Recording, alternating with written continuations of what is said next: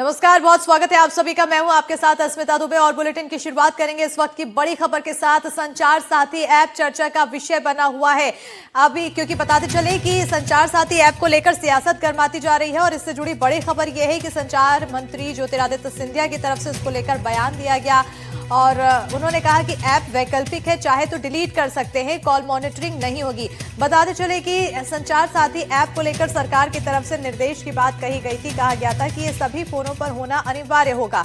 ऐसे में जितने भी मोबाइल विक्रेता हैं उनको अपने फोन में इस ऐप को इंस्टॉल करना होगा ताकि साइबर फ्रॉड से बचा जा सके, जिसको लेकर सियासत गर्माती चली गई और विपक्ष की तरफ से सवाल उठाए जाने लग गए, प्राइवेसी को लेकर सवाल उठाए जाने लग गए और तमाम बातें कही जाने लगी। जिसके बाद ज्योतिरादित्य सिंधिया, संचार मंत्री ज्योतिरादित्य सिंधिया ने बयान देते हुए इस पर कहा कि ये ऐप वैकल्पिक है, चाहे तो इसे डिलीट किया जा सकता है, इस ऐप के जरिए कॉल मॉनिटरिंग नहीं होगी। और क्या कहा है सुनवाते हैं।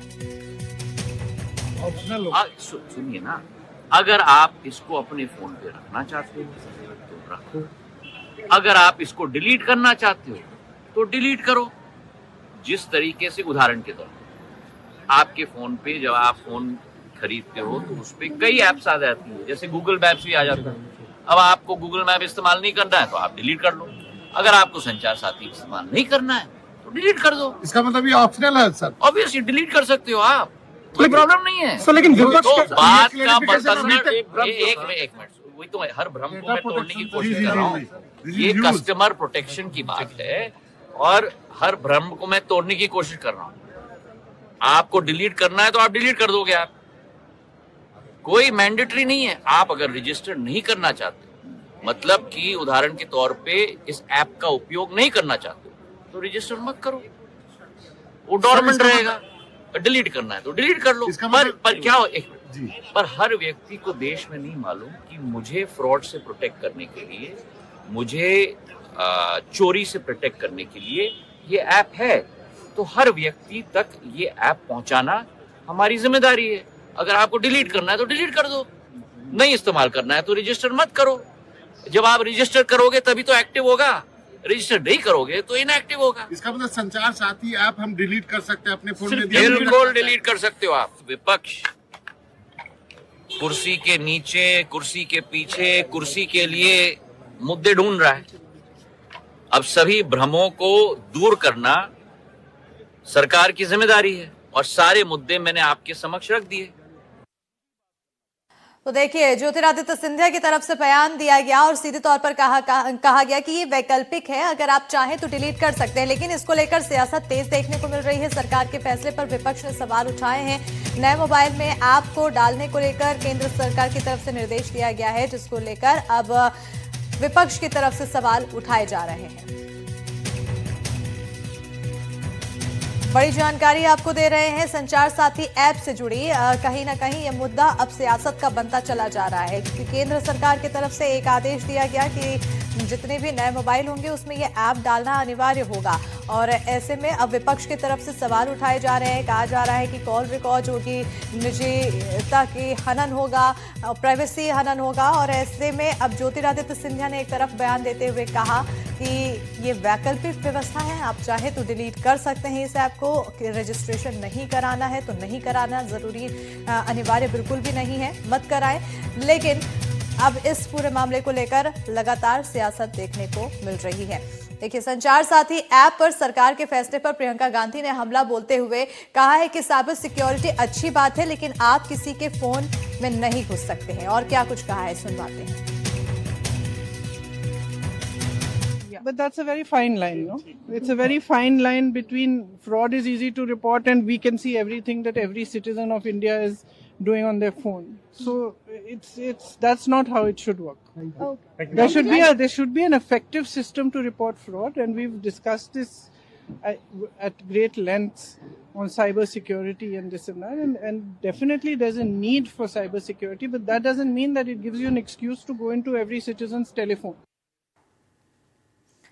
उधर केंद्रीय मंत्री किरण रिजिजू का विपक्ष पर पलटवार देखने को मिला। उन्होंने कहा कि नए नए मुद्दे को हथियार ना बनाए, ये विपक्ष का ठीक रवैया नहीं है।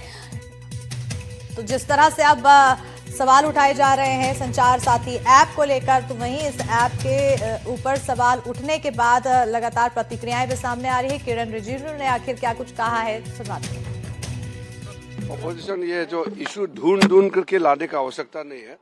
विंटर सेशन पार्लियामेंट में बिजनेस तय किया गया है, बहुत सारा मुद्दे हैं और कई मुद्दे जो ऑपोजिशन ने भी उठाया है उस पर हम बातचीत करके आगे क्या करना है इसमें विचार करेंगे। नए नए मुद्दे ढूंढ करके पार्लियामेंट को डिस्टर्ब करने के लिए बहाना बनाने का कोई आवश्यकता नहीं है। हर मुद्दे अपने जगह में इम्पोर्टेंट है, लेकिन मुद्दे को आप हथियार बना करके पार्लियामेंट को स्टॉल करेंगे, ये तो ठीक नहीं है। और शिवसेना उद्धव गुट के सांसद प्रियंका चतुर्वेदी का आखिर इस पर क्या कुछ कहना है, वो भी सुनवाते हैं। हमारे साथ है शिवसेना की सांसद प्रियंका चतुर्वेदी। संचार साथी ऐप जो लेकर आए हैं, क्या कहना है? मैं यही कहूंगी कि नेशनल इंटरेस्ट और सिटीजन इंटरेस्ट या जनहित की आड़ में ये जिस तरीके से लोगों के फोन में घुसने का काम कर रहे हैं, ये वैसे ही है जैसे पेगासस जर्नलिस्ट के फोन्स पे लगा दिया था। ये वैसे ही है कि कुछ ऑपोजिशन लीडर्स के फोन्स में इन लोगों ने सर्विलेंस सिस्टम्स डाल दिए थे और सुप्रीम कोर्ट में इन लोगों ने ये दलील दी थी कि अपने अपने मोबाइल जमा कर दीजिए।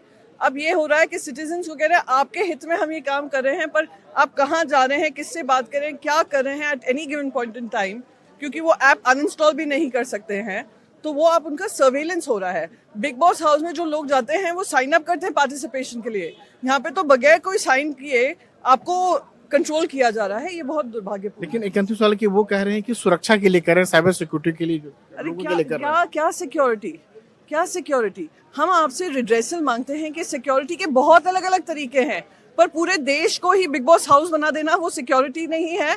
वो इनका इंटरेस्ट है कि सबको अपनी तरीके से बताएं कैसे जीने का तरीका होना चाहिए, क्या खाने का तरीका होना चाहिए, क्या पहनावे का तरीका होना चाहिए और क्या रहन सहन का तरीका होना चाहिए। तो आपके घरों में घुस रहे हैं। तो संचार साथी ऐप पर सियासत लगातार जारी है, एक दूसरे पर जमकर वार पलटवार किया जा रहा है और इसी बीच हमारे सहयोगी रवीश रंजन ने साइबर एक्सपर्ट से खास बातचीत की है। आपको सुनवाते हैं आखिर उनका क्या कुछ कहना है। अमित जी, ये जो संचार साथी ऐप है ये आखिर क्या है और आम लोगों को की क्या ये जरूरत है? देखिए, जिस तरह से साइबर क्राइम बढ़ रहा था, हर आम आदमी बिकॉज वो अनअवेयर होता है इसका शिकार हो जाता है, तो बहुत सारी ऐसी फैसिलिटी हैं जो प्रोएक्टिवली इस ऐप में डाली गई हैं जिससे कि आप उस तरह के सिचुएशंस में चेक कर सकते हैं, बच सकते हैं। इस वजह से, और चूंकि हर किसी तक पहुंचना, बताना, अवेयरनेस पहुंचाने में सालों लग जाते हैं। आज भी लोग OTP दे देते हैं, आज भी लोग लिंक पर क्लिक कर देते हैं, आज भी लोग स्कैन करके लुट जाते हैं। तो एक इनबिल्ट ऐप की ज़रूरत थी जो उनको कुछ हद तक इस तरह के फ्रॉड से रोक सके। इसलिए संचार साथी .gov.in जो पहले पोर्टल था, ये पोर्टल ऑलरेडी चल रहा था, आपको पता है, ये बहुत प्रमोट किया गया। ये जो सारी सर्विसेज हैं ऐप में, ये ऑलरेडी वेबसाइट पर थी, पर लोग यूज ही नहीं कर रहे थे। पिछले साल 24 लाख से ज़्यादा चोरी के फ़ोन रिकवर हुए इस पोर्टल के थ्रू। और जबकि भारत में करोड़ों फ़ोन चोरी होते हैं, हर फ़ोन रिकवर हो सकता था, पर हुआ ही नहीं क्योंकि लोगों को पता ही नहीं इस ऐप के बारे में या इस पोर्टल के बारे में भी नहीं पता कि वहाँ जाके कर सकते हैं। तो सरकार इस सिचुएशन में आ गई कि इसको हम एक मैंडेटरी इनबिल्ट ऐप बना देते हैं। दूसरी चीज की परमिशन की जहां तक सवाल उठ रहा है लोगों का, तो आप गौर से देखेंगे तो iOS में इसमें सिर्फ 2 परमिशन ले गई हैं। आपकी फाइल अपलोड का परमिशन है और कैमरे का परमिशन है, और कोई परमिशन एप्पल नहीं देता और दिया भी नहीं। एंड्रॉयड के केस में इसमें परमिशन है कि SMS भेज सकते हैं, कॉल लॉग चेक कर सकते हैं, ये सब है, लेकिन ये परमिशन दे गई है, डेटा कलेक्शन नहीं है। यदि आप प्ले स्टोर के अंदर जाएंगे जहां से आप इंस्टॉल करते हैं, वहां संचार साथी ऐप सर्च करें तो नीचे एक ऑप्शन आता है डेटा सेफ्टी का, और वहां पर एक और ऑप्शन आएगा सी डिटेल्स करके, उसको क्लिक करेंगे तो वहां पर क्लियरली लिखा हुआ है कि ये ऐप आपका कोई भी डेटा कलेक्ट नहीं करती है, नहीं करती है, बात खत्म। लेकिन सर, बहुत सारे विपक्षी पार्टियां ये सवाल उठा रही हैं कि ये निजता के अधिकार का उल्लंघन है, इस तरीके से आप अनिवार्य नहीं बना सकते किसी ऐप को। तो जितनी ऐप बाकी फोन में पड़ी हैं वो भी आपकी निजता के अधिकार का उल्लंघन है। जब सैमसंग उसके अंदर ऐप प्रीबिल्ड करके डाल देता है वो भी आपके निजता का अधिकार का उल्लंघन है। जो बाकी ऑपरेटिंग सिस्टम लेवल पे ऐप होती हैं, एंड्रॉयड के साथ आती हैं, वो सब आपके निजता का अधिकार का उल्लंघन हो गई।